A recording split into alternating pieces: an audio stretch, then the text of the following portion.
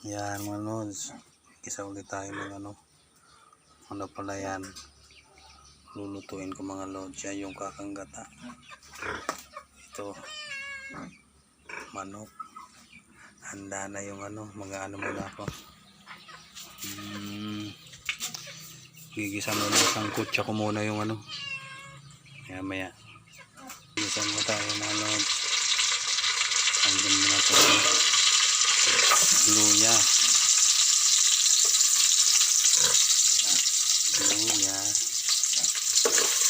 halo-halo.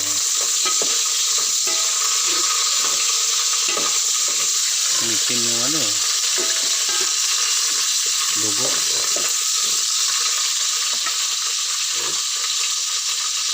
Bawang.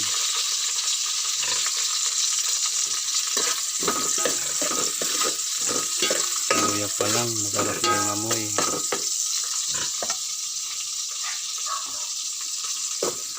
Bawang, sibuyas, mamaya-maya ulit. Manok. Frozen kasi. Palambot-lambutin natin bago natin lagyan ng gata. Yan, kumukulo-kulo na.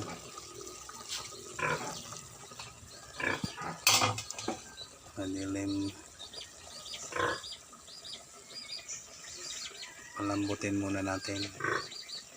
Yan, medyo malambot na. Maya-maya lagyan ko na yun ng gata.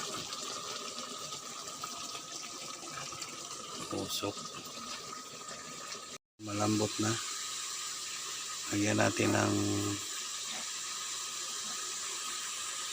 ng kalamansi. Yan, nilagay ko na yung kalamansi. Yan, nilagay ko na yung kalamansi. Haluin natin para hindi gaanong maano. Yan, nilagay yung kalamansi. Lagyan ko na ng gata. Yan, nilagay ko na yung gata. Tapos yung yung puso ng manok. Tapos yung may dugo-dugo pa, yung atay.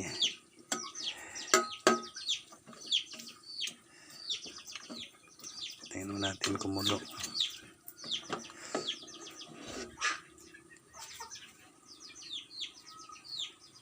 Kulo-kulo na siya.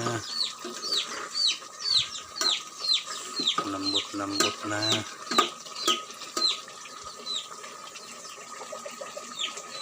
Haluin muna natin. Maya pag tuyo-tuyo na ilagay ko na itong kakanggata.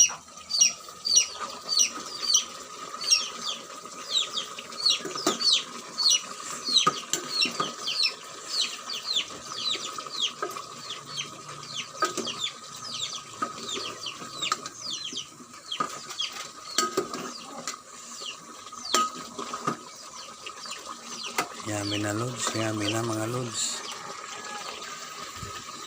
Yan mga lods, lagay ko na yung kakanggata. Yum. Para lumapot na, tapos timplahan na. Okay na yung lasa niya, kaso timplahan natin mamaya. Haluin muna natin. Yan mga lods, malapot na yung sabaw.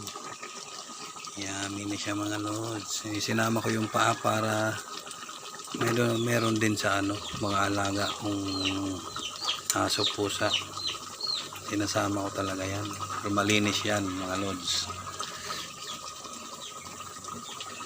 Maya ulit pagluto na. Halo-halo para lumambot pa. Lutuin ko lang yung gata.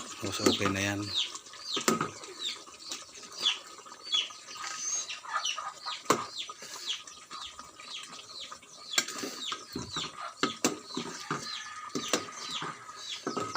Sabaw mga lods. Yummy na siya mga lods. Okay na mga lods.